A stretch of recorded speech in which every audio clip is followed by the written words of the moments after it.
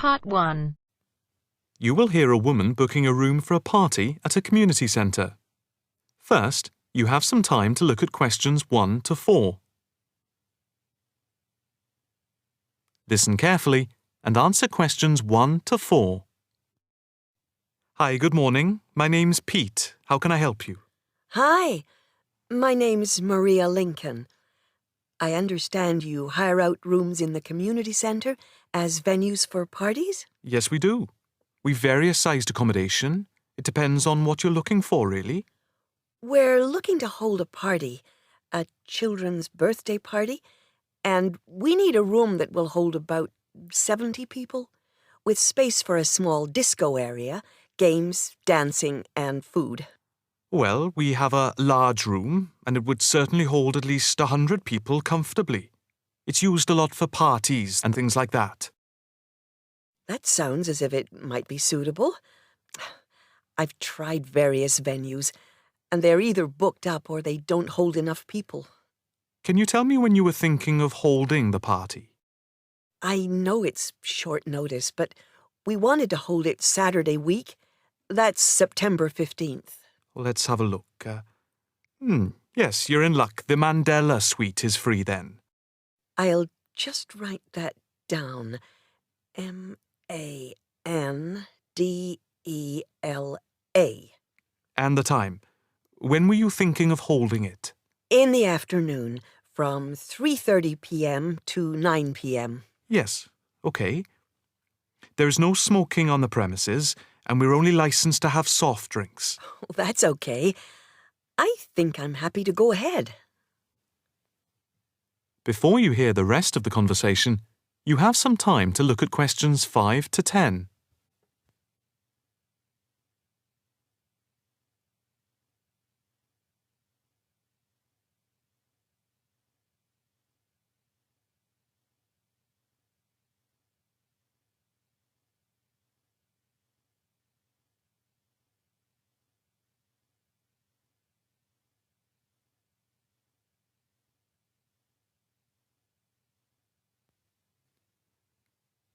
Now listen and answer questions 5 to 10.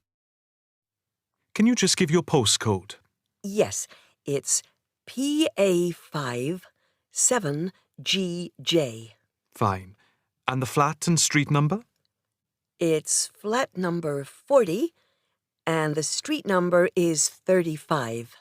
Okay, so that's flat 40, 35 Beaches Street. Yes, that's right. And a contact number? My landline is 223279 with the code. But I'll give you my mobile number, which is 07897 293381. Okay, 293381. Can you tell me how much it will cost? It's quite reasonable, actually. It's £115 for the hire of the room, with tables and chairs. But if you want to hire disco equipment, we've got a basic system with speakers and other equipment for £25. But there is no technician around in case anything goes wrong. And of course, it's optional. That would save us carting something from home, but maybe we should bring a spare sound system just in case. We've never had any problem with the system, but you might not want to take any chances. What about catering? Well, we had thought of getting everyone bringing something. We have someone who can do catering for £9 a head, including the cake if required. That's handy, but it's a lot as we have a fairly tight budget. So, you want to go ahead with the booking? Yes, certainly. OK. I need to take a deposit of £30, which is refundable. The balance needs to be paid 2 days before the event at the latest. Fine. You can cancel up to 2 days before, but after that you lose the deposit. We don't intend to cancel, but is there any insurance we can take out? Yes, there's a form here somewhere. How much? It's, let me see. It's only £9 for the 24-hour period, and that covers you for cancellation, damage, and injury. Well, At least we'd better have a look at it. How would you like to pay the deposit? Cash. I'll just give you a receipt. There you are. 10, 20, 30. £30. Maria Lincoln. Thank you very much. I'm really glad I found somewhere. We have been trying to book a place for the past 2 weeks, so thank you again, and bye for now. That is the end of part 1. You now have half a minute to check your answers.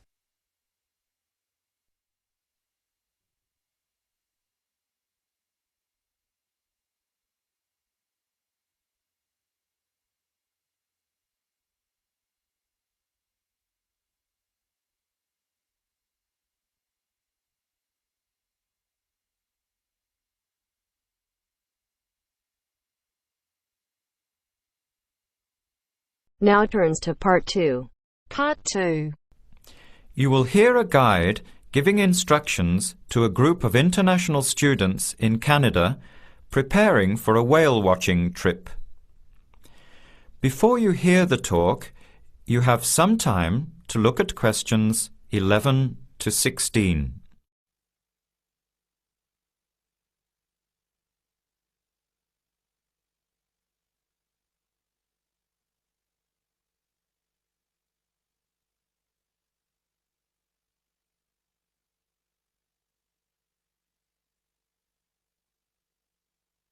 Now listen carefully to the first part of the talk and answer questions 11 to 16.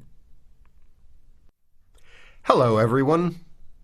Glad to see so many happy faces on this wild and windy day.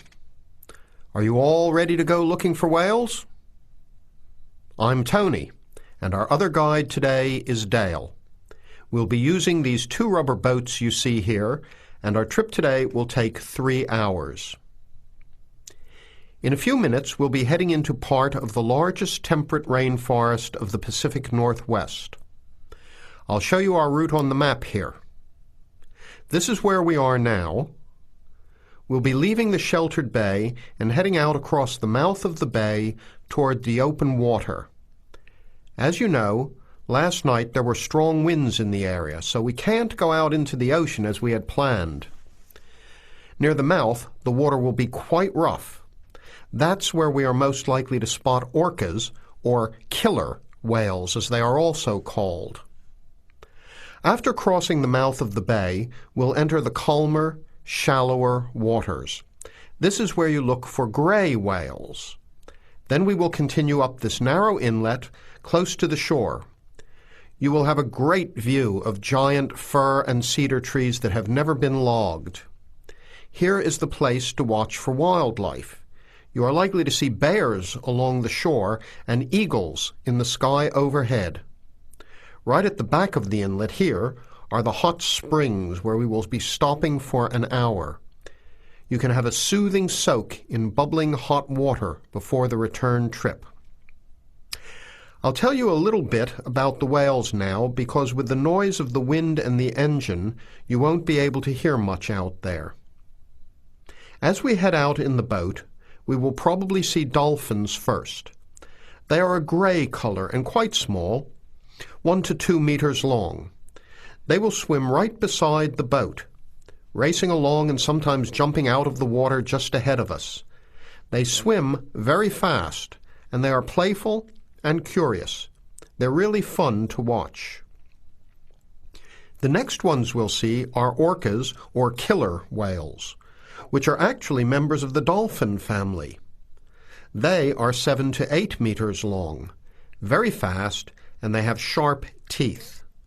Some stay in these waters all year round. We identify them by the distinctive black and white color. They feed mainly on salmon in these waters, but the orca diet can include seabirds, seals, dolphins, and other mammals. They can be fierce hunters, and this is why they are called killer whales. We should start watching for them as soon as we get out toward open water. We're likely to spot the orcas from a considerable distance. Watch for the black and white marking and mist spouting from the blowholes on top of their heads. Just outside the inlet is where we will probably see gray whales. The grays are migratory. They pass through here twice a year, moving from far in the north where they feed to the warm southern waters where they breed. You are very lucky today because several have been reported in the area. Unlike the orcas, grays are solitary, except when you see a mother with a calf. The gray whales are much longer and heavier than the orcas, 14 meters long and weighing up to 30 tons. The gray whales are filter feeders, gathering tiny ghost shrimp from the sand at the bottom. We recognize grays from their tail fins because each one is different. Once we find the whales, we'll come up as close as we can safely. We are allowed to approach the whales no closer than 50 meters, but that feels pretty close when you are in the presence of animals this big. You'll see mist coming out of the blowholes when they breathe out, and you'll hear a loud hiss. If we are downwind, we might even be able to smell them, a strong, fishy smell. Before the talk continues, you have some time to look at questions 17 to 20.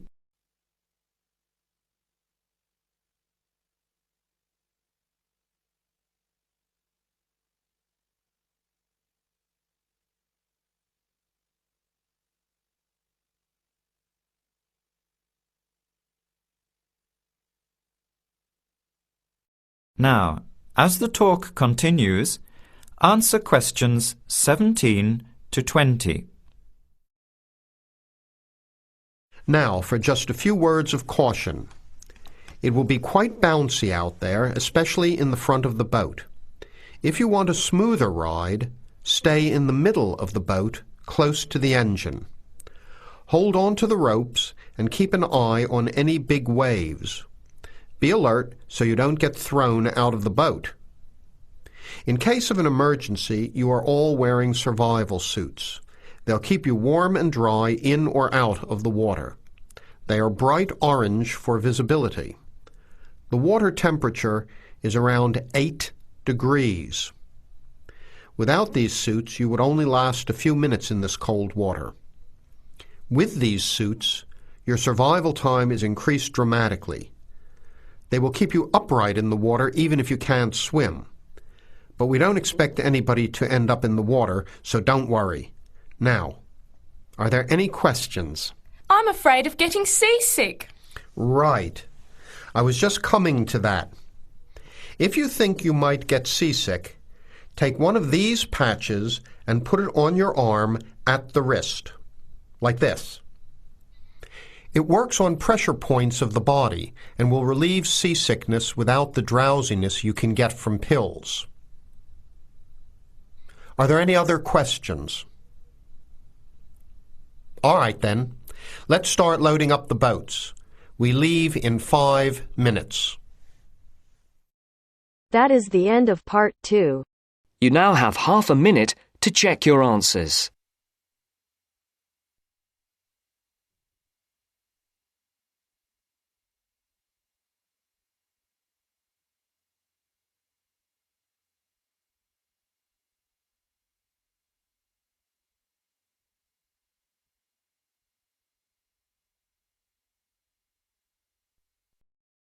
Now turns to part 3.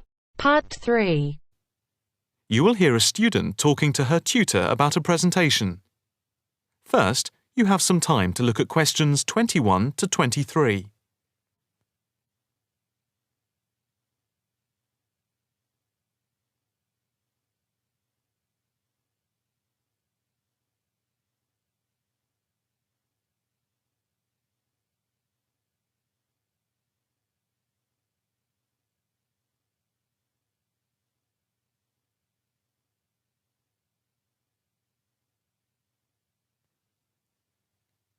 Now listen carefully and answer questions 21 to 23. Excuse me, Dr. Owen, Oh, hello, Karen. Have you got a few moments? Yeah, sure. How can I help you? Well, I've had difficulty finding data on the original question, and I was wondering if I could change my paper to Investment in Knowledge, comparing some European countries with the United States, and then with others throughout the world, including the OECD average. I found lots of data by way of graphs, etc. Where did you get the data from? From various sources, books and journals. How are you going to present the material? I am going to use the electronic whiteboard as suggested and do a blend of graphs, pictures, text and podcasts to illustrate my presentation. It sounds very impressive. Yes, let's hope the whiteboard works.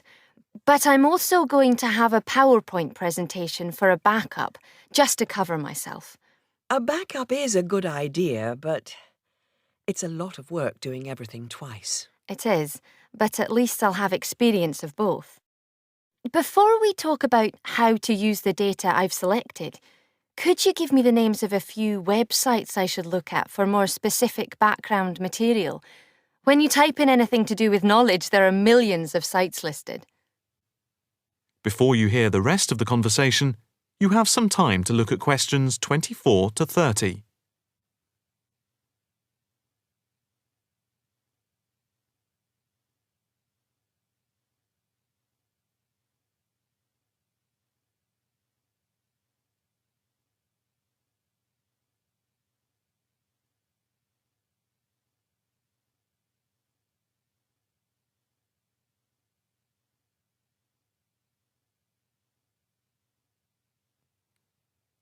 Now listen carefully and answer questions 24 to 30. Let's see. Oh, I'll print you off this list.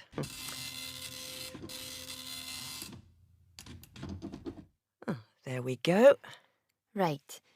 Do I really need to study everything on these? No, I suggest there are 5 or 6 you can look at. The one you have to go through is the IT department section on the university site, which is www.kmul.org. It has articles by all of us in the department and has links to useful information, so I think it is essential to look at this. OK, I've already been on it, but I'll tick that one as a must-read. And there's a site which is hosted by Pollock. It's investmentit.com. All you need to do is to skim the abstracts of the articles on the site. They'll give you a general idea about the effects of investment in knowledge. Yes, that sounds good. It cuts out having to read everything. What about this one? knowledgejournal.com. If I remember, it's not that useful. I would say that there are very few things that you need to read there. Then there's itknowledgereview.com. It's got loads of articles, but it's probably best just to read those that have come out in the last term or so. Do you have to subscribe? No, it's free from the university library. And another free journal online is itonline.com. I wouldn't say it's essential to read it, but it is beneficial. And so I think it is worth a look. If you think it's useful, there is no harm in looking at it. But nationalstatistics.com is worth looking at and trying out the links that it gives. I think these are probably enough to be getting on with. I think so. There's another thing I want to ask about. How much material should I use in my presentation? Avoid crowding the screen. If you have lots of information at one time, people will not be able to follow it and will just switch off. That's worth remembering. I've been in lectures where there was too much detail on the screen and it was impossible to read quickly. But what about visuals? Do you think it's okay to mix visuals and text? Visuals are very useful, but they must be relevant, or else people will get confused about what they mean and why they are there, and they won't pay attention to what you are saying. So be careful. From what I can see, you have the makings of a very good presentation. Thank you. That is the end of part 3. You now have half a minute to check your answers.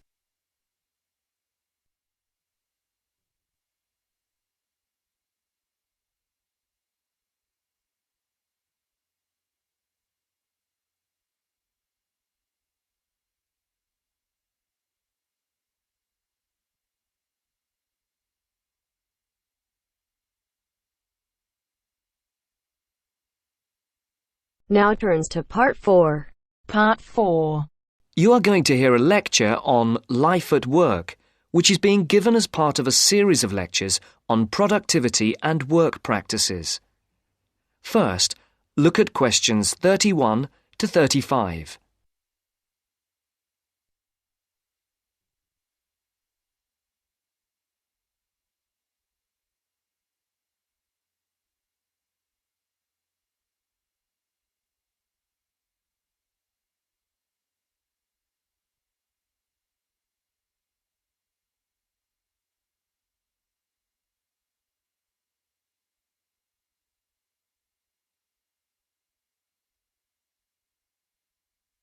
As you can see, there are 4 alternative answers, A, B, C and D, for each question.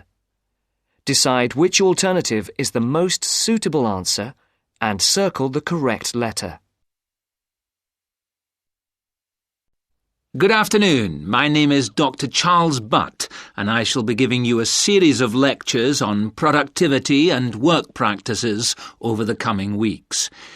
There will be 10 lectures in the mornings as part of this course, and in addition there will be 3 lectures in the evenings from 6 to 8, which will be given by outside speakers.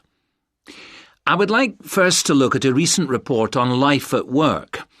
The report shows that the average British worker takes less than half an hour for lunch, 27 minutes to be precise, and that sick leave is on the increase. The drop in the length of time spent on lunch was 9 minutes when compared to last year, down from 36 minutes. According to the report, this is the first time that the average lunch break has fallen below half an hour. As regards sick leave, you can see that the average figure is 10 days per year. That's up by 1 day in 2002 compared to 2001. While physical illness was given as the most common reason for absence in the case of non-manual workers, stress was the most common cause of long-term absence. It's worth noting here that 9 out of 10 workers claim that stress is a problem in their organisation, and that 8 out of 10 bosses are feeling more stressed than ever before. I would just like to say here that we will be looking at the stress in work and study at a later date. And we'll be looking particularly at ways of dealing with it in studying, particularly for exams. You can see from the calendar that Professor Appleyard will be giving a lecture on this topic the week after next. The report also says that just below 50% of workers claim that they were taking less time off for holidays than they were entitled to. I'm not sure that this will be believed by the employers. Previous surveys have suggested that about 1/3 of days that have been taken by workers as days off sick were regarded by bosses as not being the result of genuine illness. Some more hard data is required to corroborate both these claims. Before the speaker continues, look at questions 36 to 40.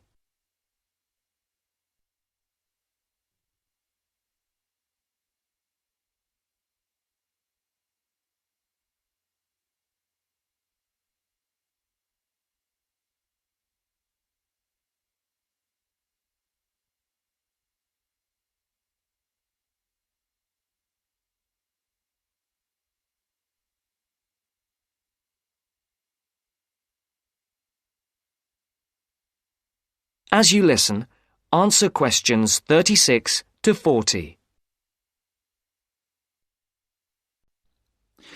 All this suggests that employers are driving their workers too hard. The effects of overworking mean that workers are now being stretched beyond their limits, both physically and mentally. This is borne out by the increase in sick leave. However, looked at from the employer's point of view, the picture may not be the same. Employers say that workers protest too much, but bearing in mind the data about the number of bosses feeling much more stress than before, we need to think about this carefully. It's interesting to note that productivity has gone up in many areas of industry. In 2001, the local car plant had one of the sharpest increases in average productivity, with the number of vehicles per employee rising by over 30% a year. A new assembly line came into operation at the beginning of 2002, affecting productivity, which increased to the 100 vehicles per worker mark by the end of the year. This is a stunning achievement for an industry which was not long ago considered to be collapsing. It would be interesting to do a survey of the work life at the plant. Those of you who have opted to do the project and reduce the number of essays you have to do may want to look into this. Please see me at the end of the lecture. Right, now, let us move on to something else which I think... That is the end of part 4. You now have half a minute to check your answers.